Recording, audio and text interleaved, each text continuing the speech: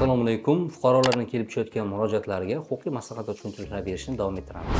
Demak, savol quyidagicha. Assalomu alaykum. Sizga bir savolim bor edi. Men Milliy universitet magistratura ta'lim bosqichida tahsil olaman. Aytingchi, men maktabda necha soatgacha ishlashim mumkin degan mazmundagi savol kelib tushgan.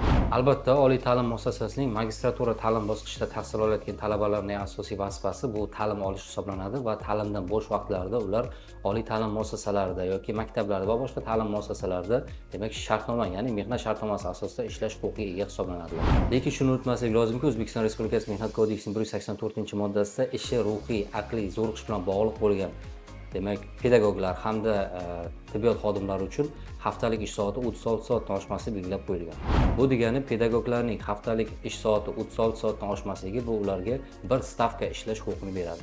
Talabalarning asosiy vazifasi o'qish hisoblanganligi sababli ular o'qishdan bo'sh vaqtlarida ta'lim muassasalarida 0.5 yoki 0.75 stavkaga qadar ishlashlari mumkin hisoblanadi. Qadrli yurtdoshlar, agar o'zingizni qiziqtirgan boshqa huquqiy masalalar bo'yicha ma'lumot olmoqchi bo'lsangiz, bizning advice.uz huquqiy axborot portalidan bemalol foydalanishingizni eslatib o'tamiz.